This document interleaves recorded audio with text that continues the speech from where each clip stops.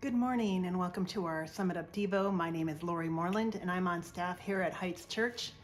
I'm also a volunteer leader for the junior high ministry. This month we're talking about being devoted. How do we devote ourselves to following Jesus in a holistic way? And I think about the disciples when they were following Jesus.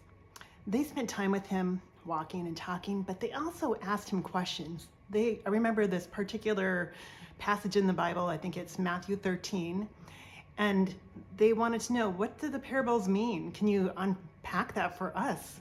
Can you give us the deeper meaning? And Jesus was faithful and he did that with them. And that's what we need too in our lives today. We need people to walk beside us, to guide us and to help us. Of course, Jesus's words are recorded for us to read, but sometimes it's hard to understand them, just like it was for the disciples in that moment in time 2,000 years ago. I know that times when I'm reading the Bible, I look at it and I read through it and I bump into stuff and I think, what is God trying to say? What does he mean? And we have to work through all this cultural context, things that were written for people who were reading it 3,000 years ago, who would have understood what those things meant.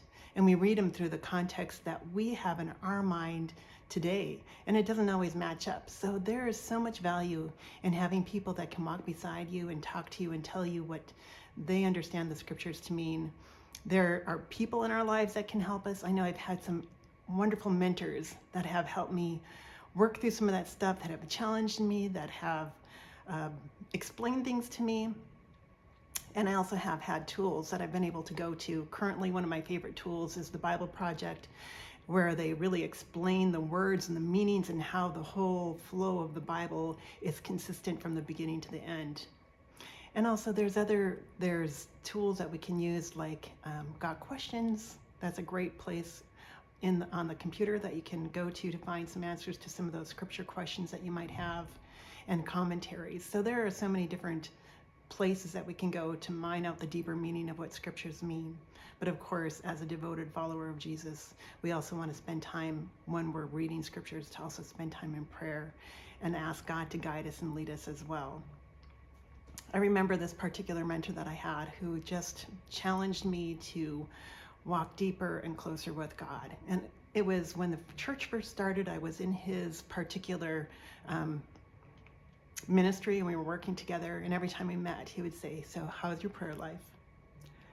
Are you praying every day? And I'd say, well, I pray this often. He's like, why don't you pray more often? What's holding you back? And to this day, because of his challenge, my prayer life has been deeper and stronger and more consistent than it had ever been. So I'm grateful for those mentors that have walked me through my faith at different places and different times. And I encourage you that you have somebody in your life too. We're not meant to be alone, and we're not meant to read scripture alone. This is a group project, something that we all do together. So if you are finding that you don't have somebody walking beside you, look for that person, somebody that you know has more knowledge than you, somebody that's gone a little further than you. Maybe it's somebody that you've been wanting to spend time with, to have a cup of coffee with or a lunch with. Go ahead and invite them to do something with you. I challenge you. And then when you are growing in your faith, I challenge you also to be that mentor for somebody else, because it's such a great opportunity to be able to listen and hear what other people have to say, and then be able to share the faith and the strength that you have gained as you've grown in your walk with Christ. So you guys have a blessed day, and we can't wait to be with you again.